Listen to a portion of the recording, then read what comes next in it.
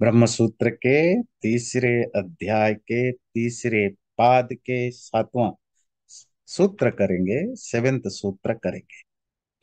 जो डिस्कशन है वो उपासना की जो वेरिएशंस मिलता है उपनिषदों में, उनके अंदर कोई हार्मोनी है कि नहीं, तो उसको एस्टैब्लिश करने के लिए ये इन सूत्रों के बारे में, सूत्रों को हम पढ़ रहे हैं।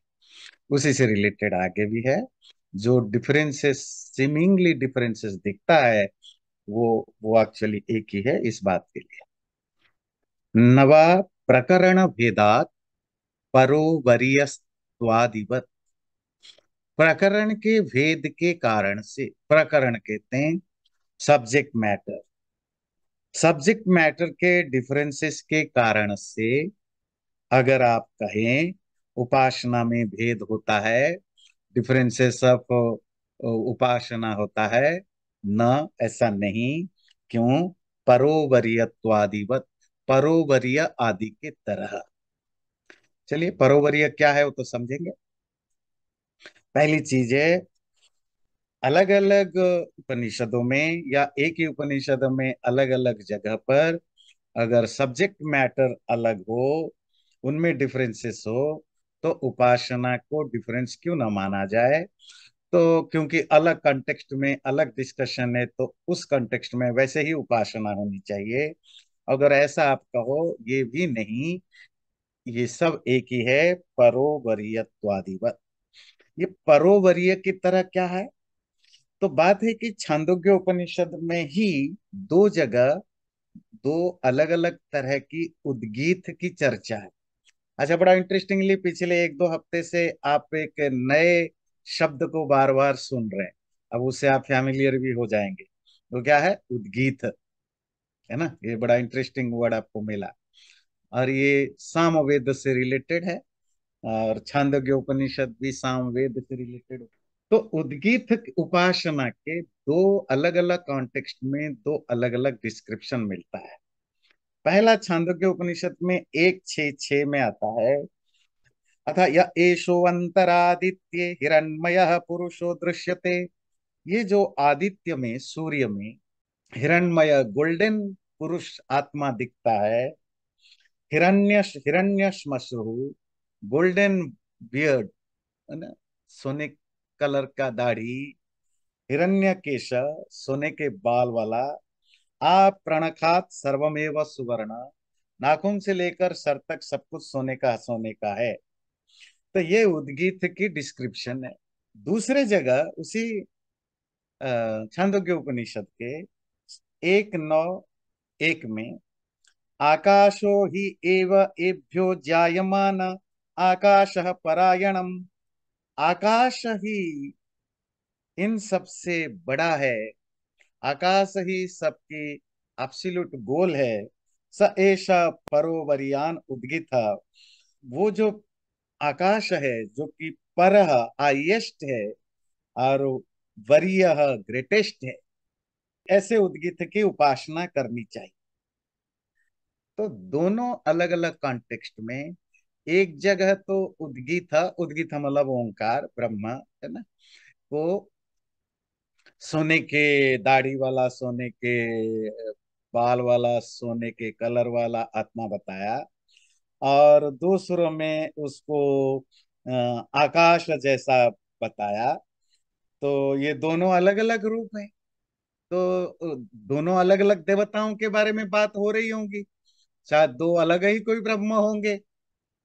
तो ये ब्रह्म सूत्र कहता है नहीं, ये दोनों में जो एक सीमिंगली, अपरेंटली, आपातः जो डिफरेंसेस दिखता है, ये दोनों प्रकरण में एक जो कॉमन चीज है, क्या है?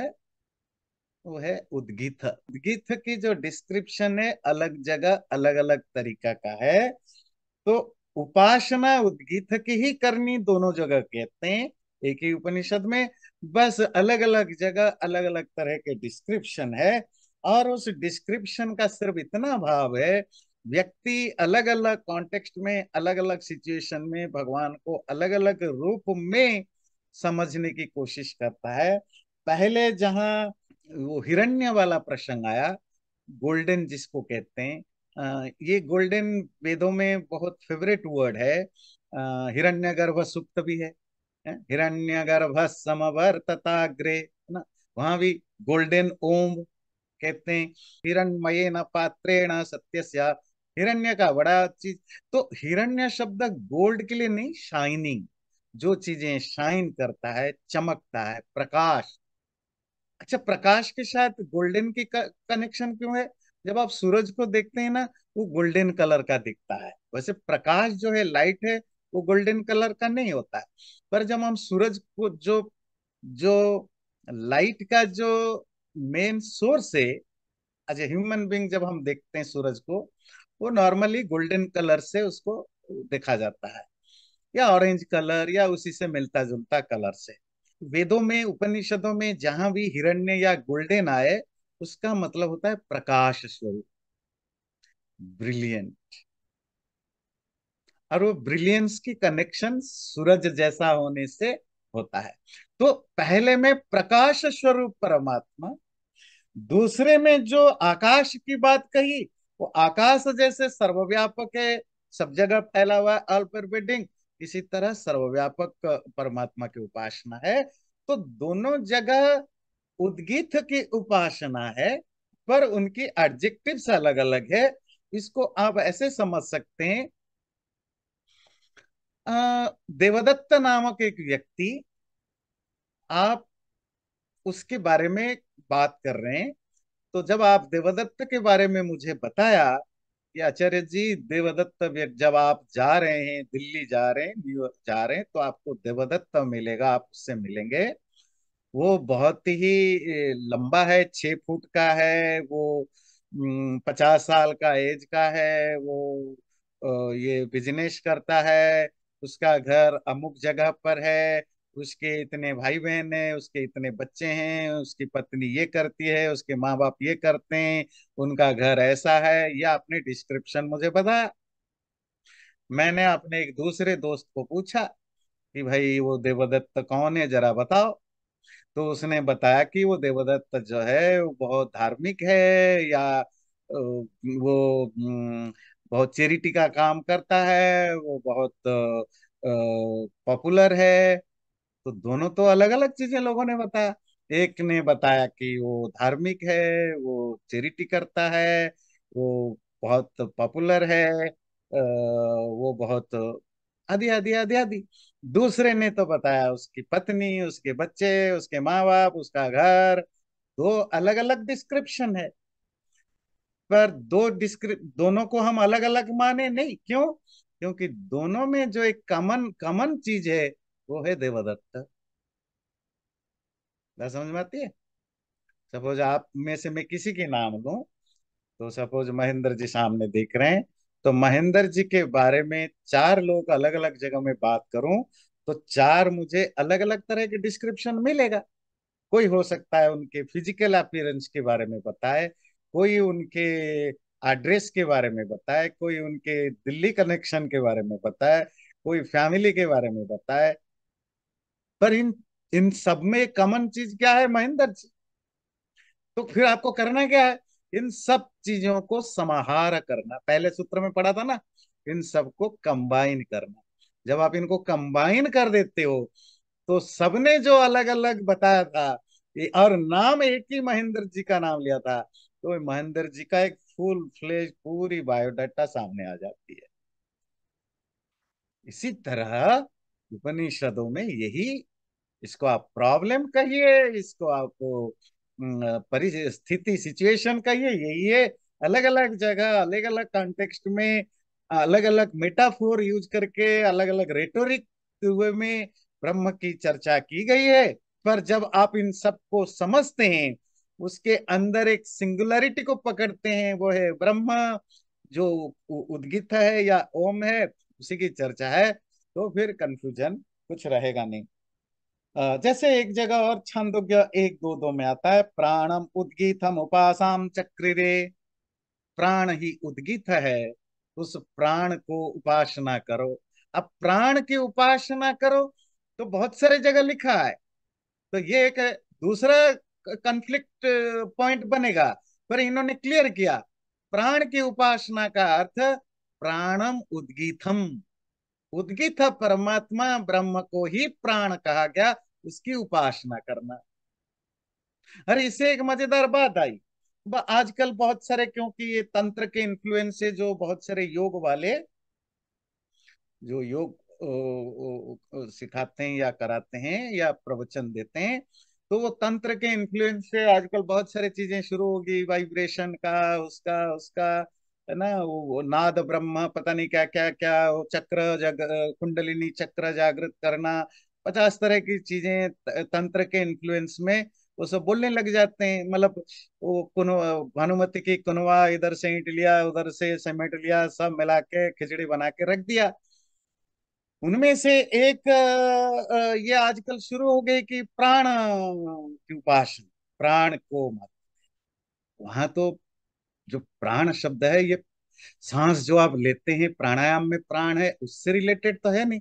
वेदांत तो वही कह रहा है कि उपनिषदों में अगर कहीं प्राण शब्द मिला, जिसके अगर किसी की भी उपासना करने की बात आई, वो उपासना हमेशा परमात्मा का ही होगी। इसे उसमें केनोपनिषद में पढ़ा था ना,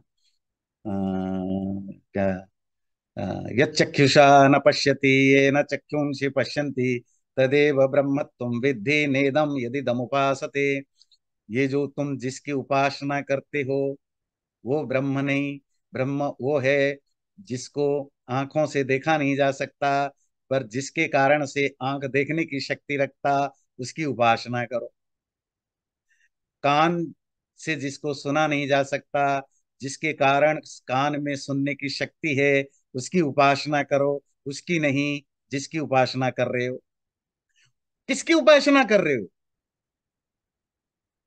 इसका अर्थ नहीं कि आप तुम कोई मतलब अगर तुम किसी भी मैटेरियल चीजों में, या मटेरियल छोड़िए, जो भी सेंसेस के द्वारा जाना जा सकता है, इंद्रिय ग्राह्य, उसकी अगर तुम उपासना करते हो तो वो ब्रह्म है ही नहीं। क्योंकि ब्रह्म इंद्रियों के द्वारा, परमात्मा इंद्रियों के द्वारा ग्रहण योग्य नहीं है। क्योंकि ग्रहण योग्य नहीं है तो वो ब्रह्म नहीं है। तो ब्रह्म नहीं है या ब्रह्म मतलब परमात्मा नहीं है। जब परमात्मा नहीं है, फिर तुम जिसकी उपासना करते हो तो गलत जगह उपासना करते हो। उसको मत करो। किसकी करो?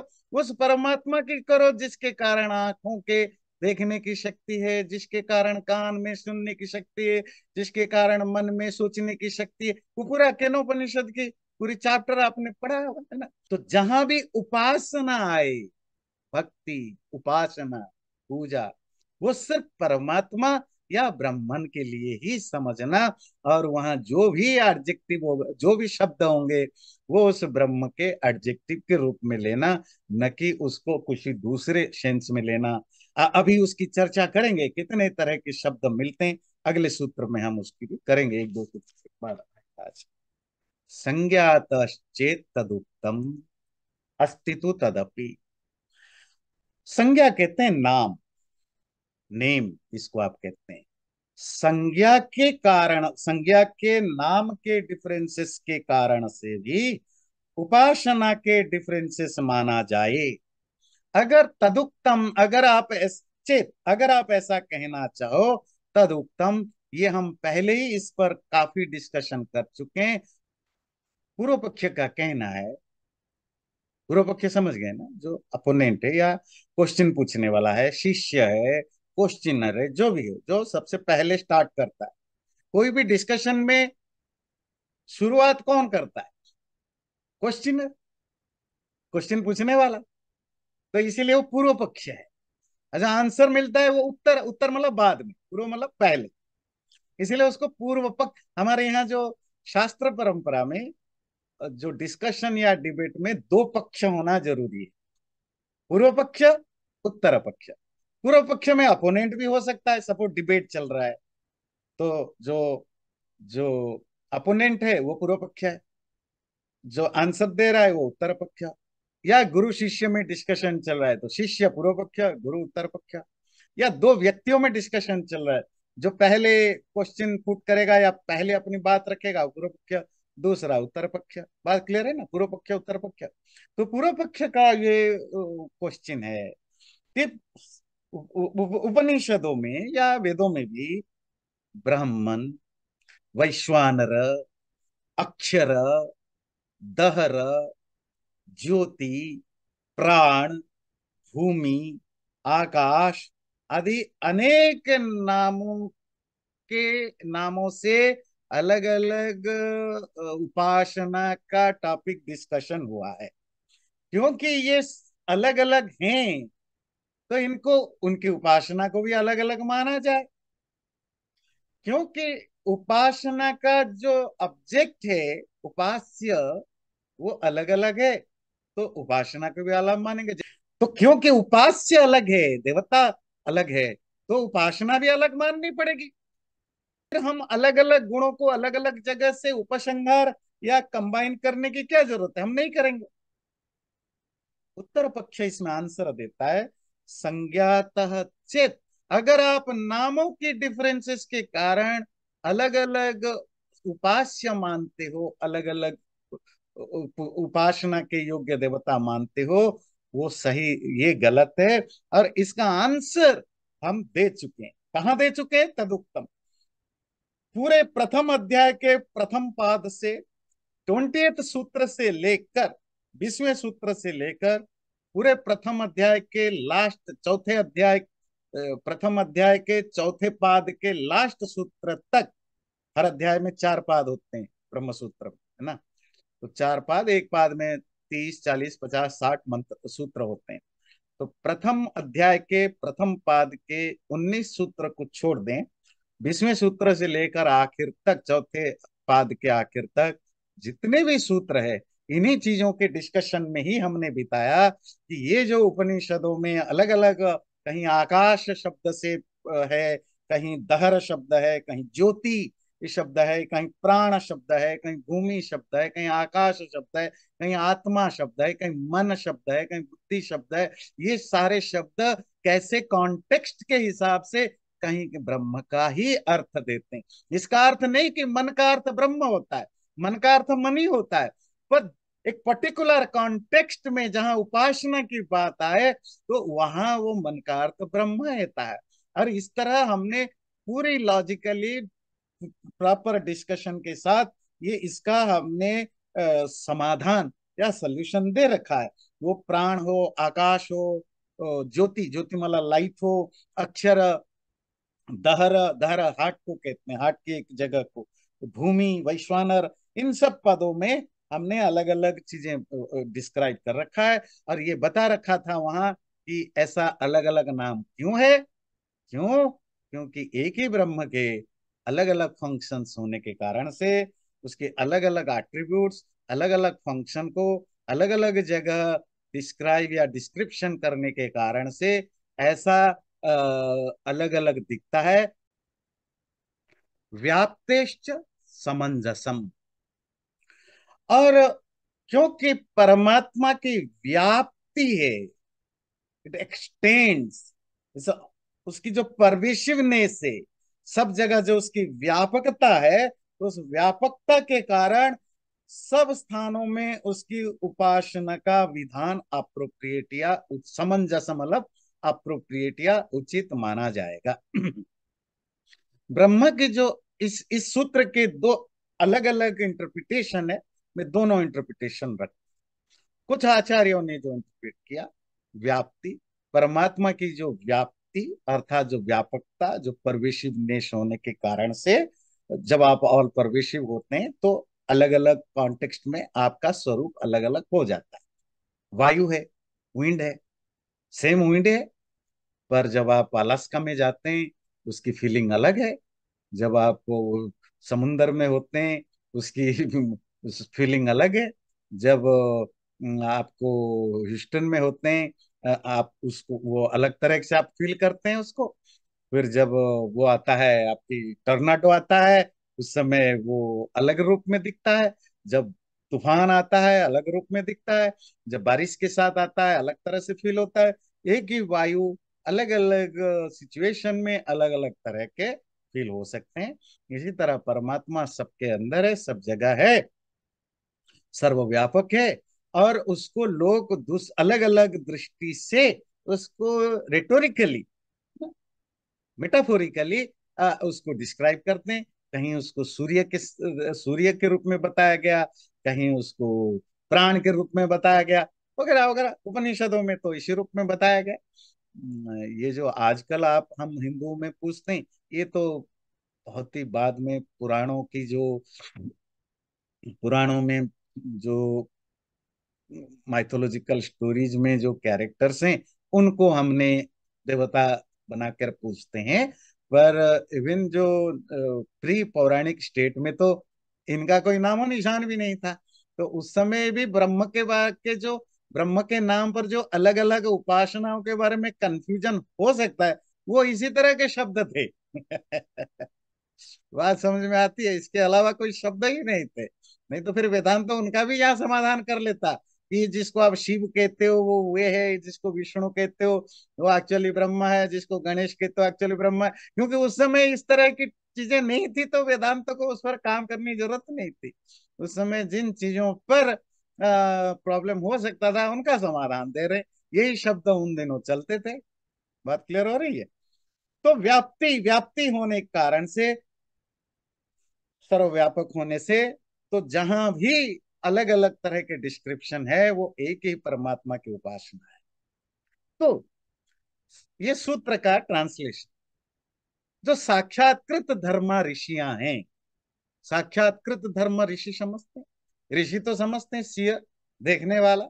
देखने वाला मतलब रियलाइज करने वाला, जिसने कोई भी ज्ञान को, परमात्मा को या फैक्ट को, रियलिटी को जिसने रियलाइज किया, हमारे आपकी तरह दूसरों से पढ़ के, सुन के, देख के नहीं जाना, अभी तो खुद रियलाइज किया, उसी को ऋषि कहते हैं। तो ऋषि की डेफिनेशन क्या देते हैं हमारे यहाँ? साक्षात्कृत धर्म, जिन्होंने धर्म मतलब रियलिटी को, फैक्ट को साक्षात्कार किया है, रियलाइज किया है, खुद खुद अपने आप में ही जाना है। तुम कहते हो तीन पार्टिकल्स होते हैं, सत्व रजत तम। तुम कहते हो मतलब हमने दुनिया को देखा, ऑब्जर्व किया, या हमने शास्त्र पढ़ा, हमने जाना। पर वो ऋषि कौन है? जिसने वो थ्री पार्टिकल कैसे फंक्शन करता है उसको रियलाइज किया। साइंस में साइंटिस्ट एक्सपेरिमेंट और दूसरे तरह के वो करके जानते हैं, एक्सटर्नल एक्सप्लोरेशन से। और योगी अपने साधना बल से उन चीजों को रियलाइज करता है। तुम कहते हो आत्मा ये है, परमात्मा ये है, शरीर ये है, मन वो है। पर जो ऋषि कौन है? जो उसको उसको वो अपने योग बल से समाधि की अवस्था में उसको रियलाइज करता है। इसीलिए उसको ऋषि कहते हैं, देखने वाला। और उसके लिए जो डिस्क्रिप्शन दिया जाता है, साक्षात्कृत धर्म, जिसने धर्म को साक्षात्कार या रियलाइज किया है। तो जो साक्षात्कृत धर्म वाले ऋषि हैं, उन ऋषियों ने उपासना का जो अलग अलग जगह वर्णन किया, उनमें जो जिज्ञासु है, जिज्ञासु आप जैसे लोग, जिज्ञासु का लिटरेरी मीनिंग क्या है? क्यूरियस, जिसमें जानने की इच्छा है, उसको जिज्ञासु कहते हैं। जिसमें पीने की इच्छा है, उसको पिपासु कहते हैं। जिसको खाने की इच्छा है, उसको बुभुक्षु कहते हैं। तो जानने की इच्छा जिसमें है, उसको जिज्ञासु कहते हैं।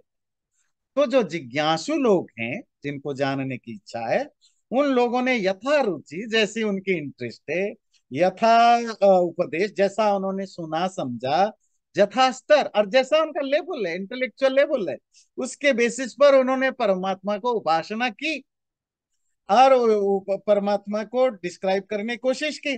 परमात्मा सर्वव्यापक होने से हृदय में भी है, अलग बाहर भी है, अंदर भी है, सब जगह है।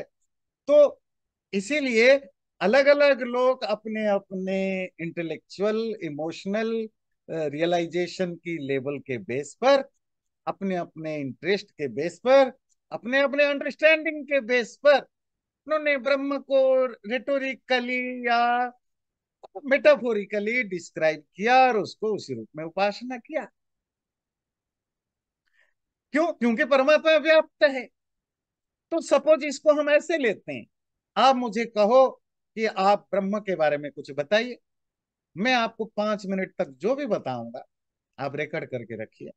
आप अलग अलग विद्वानों से जा करके रिकॉर्ड करवाइए, या अलग अलग जो इस टॉपिक को जानते हैं, सब अपने अपने ढंग से इसको डिस्क्राइब करेंगे।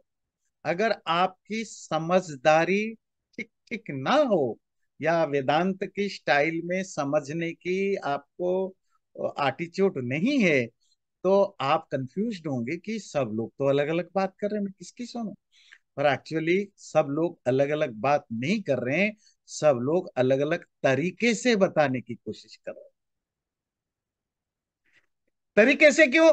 क्योंकि सबकी इंटेलेक्चुअल लेवल अलग है, सबकी एक्सप्रेस करने की वे ऑफ एक्सप्रेशन अलग है, सबकी लैंग्वेज स्टाइल अलग है, सबकी जो एग्जाम्पल देने की स्टाइल अलग, जो वो मेटाफोर यूज करेंगे वो अलग होगा, है ना। तो फिर आप कंफ्यूज हो सकते हैं। सो इसीलिए वो एक ही चीज को लोग अपने यथा क्षमता, जैसे उनकी एबिलिटी है, जैसे उनको अंडरस्टैंडिंग है, उसके हिसाब से वर्णन करते हैं। तो इसीलिए वो अ, सामंजस्यम उसमें, सब जगह जो अलग अलग है उनको एक साथ ला करके कंबाइन करके समझना ही समंजसम अप्रोप्रिएट है।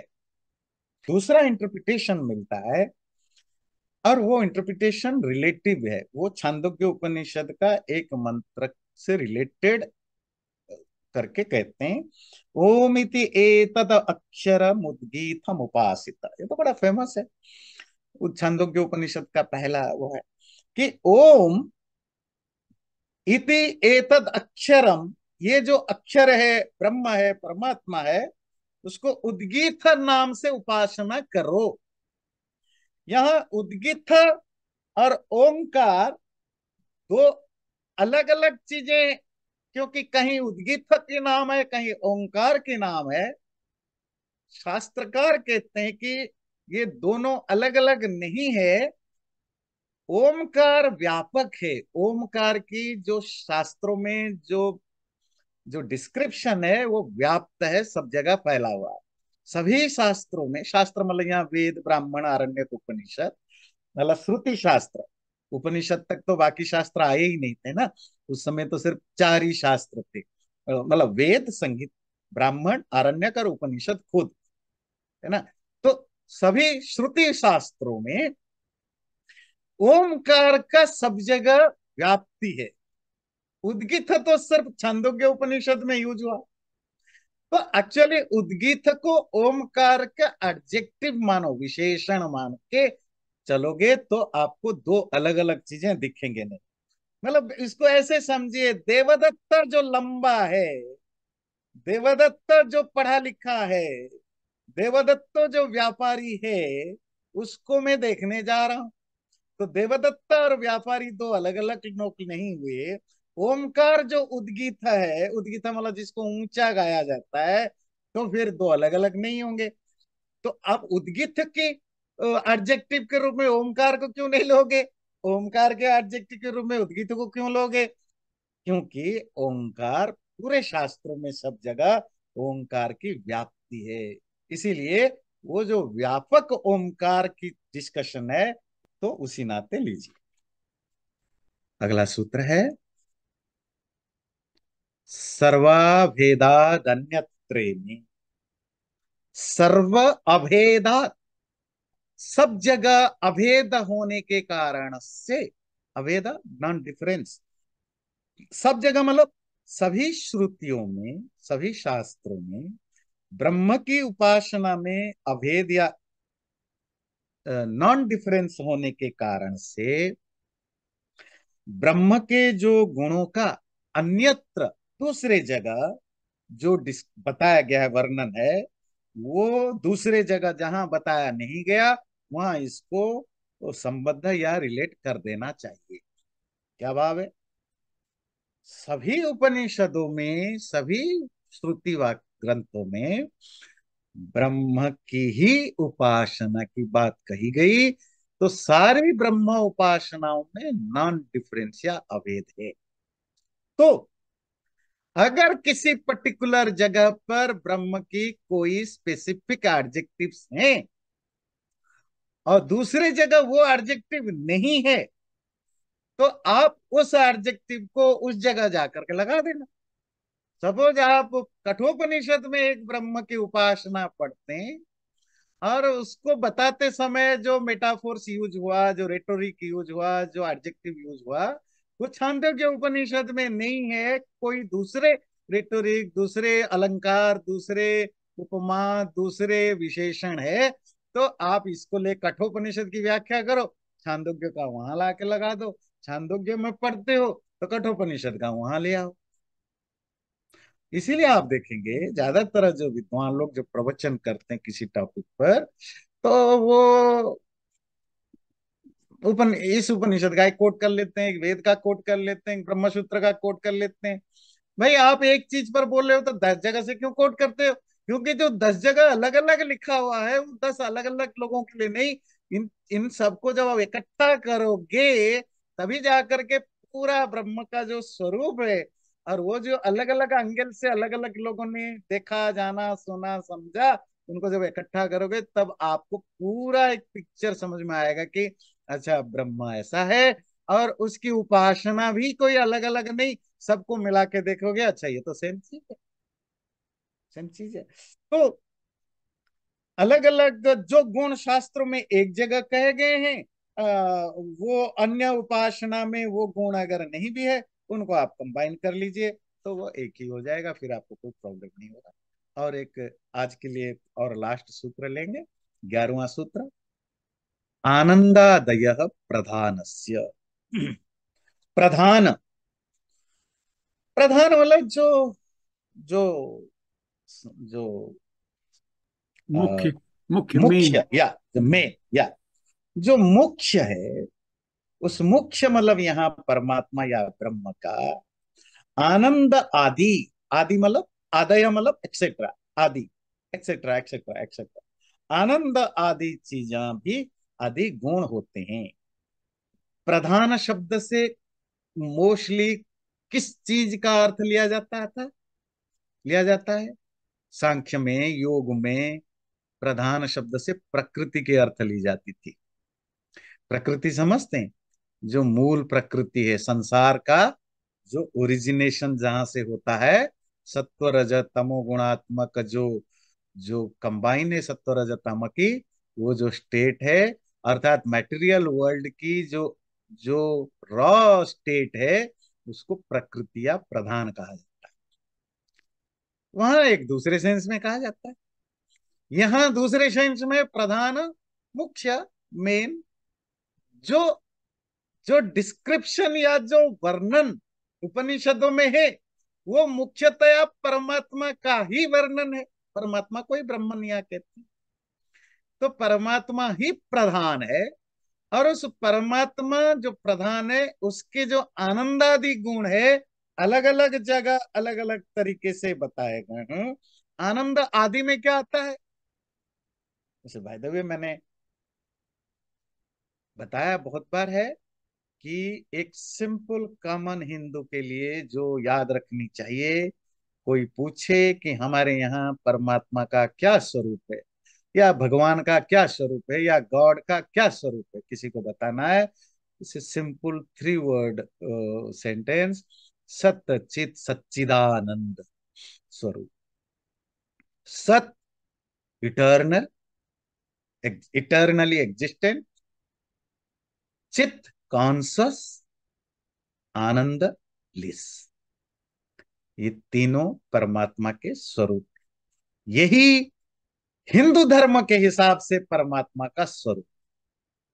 और आज भी किसी भी सेक्ट को मानने वाला हिंदू, कितना भी मूर्ख हो, अनपढ़ हो, एजेंडा वेस्ट हो, बायस्ड हो, या समझदार हो, ज्ञानी हो, सब वो प्रैक्टिस में कुछ भी करे, आम बातचीत में, आम जो सच्चिदानंद स्वरूप भगवान की जय हो, सब मंदिरों में ये होता है। वो अलग बात है, वो नहीं समझते हैं कि ये सच्चिदानंद स्वरूप क्यों बोलते हैं।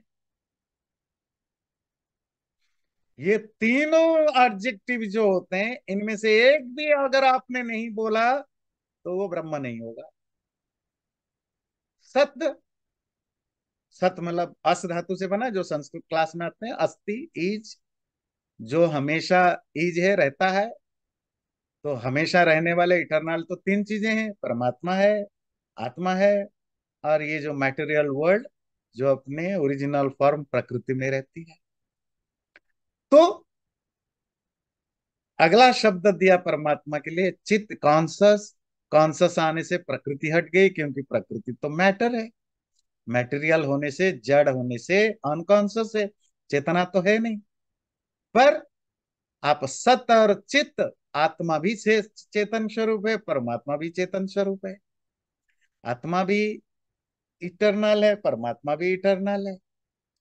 तो पर चित्त बोलने से जड़, जड़ संसार हट गया। फिर लास्ट है आनंद। आनंद से आत्मा हट गई, क्योंकि आत्मा आनंद स्वरूप नहीं है। इसमें आनंद या जो ब्लिस है वो बिल्कुल नहीं है। प्रूफ क्या है? प्रूफ है कि इसीलिए हर प्राणी खुशी ढूंढता रहता है, पैसे से, फैमिली से, पोस्ट से, पावर से, खाने से, पीने से, सोने से। 24/7 हम कर ही क्या रहे हैं? खुशी ढूंढने के लिए ही तो कर रहे हैं, और खुशी मिलता नहीं है, वैक्यूम है। फिर कब मिलता है? जब हम कुछ ना कुछ जुगाड़ करते हैं, फिर वो ट्रांजिटरी होता है। तो ऋषियों ने कहा कि अगर तुम्हें परमानेंट आनंद चाहिए, एब्सोल्यूट आनंद और परमानेंट आनंद, तो ये ट्रांजिटरी आनंद से छुटकारा। तो वो जो आनंद स्वरूप है ना, ओशियन ऑफ आनंद, उसमें डुबकी लगा लो, तो उसी को आपके तो मोक्ष, निर्वाण, मुक्ति, वही परमा। तो मुक्ति में क्या होता है? आप 24/7 आनंद एंजॉय करो, फिर ना आपको अगले दिन सुबह की चिंता है कि भाई मुझे गाड़ी खराब, क्या करूं, वो करो, कोई चिंता ही नहीं, है ना। परमानेंट आनंद स्वरूप। और इसीलिए आत्मा जब मुक्त हो जाता है, जब फ्री हो जाता है, लिबरेटेड हो जाता है, उसके लिए दूसरा शब्द क्या होता है? आनंद। भुख, भूख समझते हैं, भोजन करने वाला। तो आत्मा आनंद को भोगता है, इट्स एंजॉयर ऑफ ब्लिस। पर परमात्मा आनंद स्वरूप है, personification of bliss, embodiment of bliss. मतलब तीन चीजों को मिला दे जो बने, उसी को ईश्वर कहते हैं। ईश्वर और आनंद अलग चीज नहीं है। ईश्वर और चैतन्य अलग, चैतन्य मतलब कॉन्सियसनेस अलग चीज नहीं है। Existence, consciousness, bliss is equal to Brahman, परमात्मा, भगवान, ईश्वर। तो आनंद आदि, तो जो सत्य चित आनंद, आनंद आदि, ये आनंद क्या है? परमात्मा का एक स्वरूप है। और अलग अलग श्रुति शास्त्रों में परमात्मा के अलग अलग और भी शब्द यूज हुआ है क्या? जैसे सत्यम, ज्ञानम, अनंतम, आया ना। सत्य अगेन वही, इटर्नल, एग्जिस्टेंट। ज्ञानम, नॉलेज, पर्सोनिफिकेशन ऑफ नॉलेज। अनंतम, इन्फिनिट। जो सत्य है वो सत्य एक ही चीज है, जो ज्ञान है और जो चित्त है वो एक ही चीज है। आप कहेंगे कैसे एक चीज है? अब देखिए, यही शब्दों का, यहीं से जो आम लोग कंफ्यूज हो जाते हैं। भाई वहां ज्ञान कहा, यहाँ सच्चिदानंद में चित कहा, तो दो अलग अलग हुए। नहीं, यही तो समझना है। ज्ञान चेतना का सिम्टम होता है। मतलब जिसमें भी कॉन्शसनेस होगा, उसमें ज्ञान या कॉग्निटिव एबिलिटी या जानने की एबिलिटी आती है। ईंट में जानने की क्षमता है? नहीं। पत्थर में आ सकती है? नहीं। पानी में आ सकती है? नहीं। पेड़ में मानते हैं, क्यों? पेड़ में हम मानते हैं आत्मा है। जानवरों में है, क्यों? जानवरों में चेतन है, आत्मा है। मनुष्यों में है, क्यों? क्योंकि जहां भी आत्मा होगी, वहां वहां सेंसेशन या नॉलेज होगा। आत्मा क्या है? चेतन है। तो ज्ञान कोई कोई ओरिजिनल चीज नहीं है, इट्स प्रोडक्ट ऑफ चेतन। चेतन होगा तो उसके सिम्टम के रूप में ज्ञान आता है। जैसे आप बीमार अंदर से हो तो बीमारी के सिम्टम के रूप में आपको पेन होता है, बुखार। पेन होना एक बीमारी नहीं है, बुखार होना बीमारी नहीं है। ये सिम्टम्स हैं, ये एक्सप्रेशन है, मैनिफेस्टेशन है। मैनिफेस्टेशन है कि अंदर कुछ गड़बड़ है। अगर किसी को ज्ञान हो रहा है, ये सिम्टम है कि उसके अंदर चेतना है। और जैसे ही चेतना निकल जाए, डेड बॉडी, और उसमें कोई सेंसेशन, ज्ञान नहीं होता। तो सत्यम ज्ञानम अनंतम। सत्य वही सच है, सच मतलब एग्जिस्टेंट, रियलिटी, इटर्नल। और चित्त और ज्ञान एक ही चीज है, पर दोनों जगह अलग अलग। अनंत एक नया वर्ड आया, अनंत वाला इन्फिनिट। परमात्मा इन्फिनिट है। इसी तरह अनंत व्यापक, कहीं सर्वव्यापक, ऑल परवेडिंग बताया गया, कहीं उसको सर्वशक्तिमान, ऑल पावरफुल बताया गया। इस तरह परमात्मा के जो अलग अलग जगह अलग अलग परमात्मा को डिस्क्राइब किया गया या परमात्मा के बारे में बताया गया, ये सब चीजें परमात्मा के ही लिए बताए गए हैं। ये सब अलग अलग जगह जो मेंशंस है, वो उन सबको आपके लिए क्या समझना है, मतलब ब्रह्म सूत्र कह रहा है। तो जब आप ब्रह्म की उपासना करो या ब्रह्म के बारे में उपनिषदों को पढ़ो, तो वहां उपासना में ये उपनिषदों में अलग अलग जगह जो ब्रह्म की अलग अलग कैरेक्टरिस्टिक या उसकी नेचर या जो भी बताए गए हैं, उन सबको इकट्ठा करके देखने की जरूरत है। कंबाइन कर, उपसंहार शब्द आया था, उपसंहार करने की, देखने की जरूरत है। कौन से शब्द? आनंद, चेतना, सर्वव्यापकता, अनंत, आदि आदि। अगले सूत्र जो हम अगले बार पढ़ेंगे, ऐसे बहुत सारे जगह ब्रह्म के साथ ऐसे बहुत सारे शब्द आए हैं जो एक्चुअली ब्रह्म को आइडेंटिफाई नहीं करते हैं। वहां उसका अर्थ ब्रह्म नहीं होगा, कुछ और होगा। क्योंकि अगर वो लिमिटेड, कोई भी एडजेक्टिव अगर किसी तरह ब्रह्म समझने पर ब्रह्म को लिमिटेड करने की कोई सेंस दे रहा है, तो वो फिर ब्रह्म के लिए नहीं, वो और किसी के लिए यूज हुआ है। वो हम अगले सूत्र में पढ़ेंगे। चैनल को सब्सक्राइब जरूर करें और वीडियो अच्छा लगे लाइक भी जरूर करें।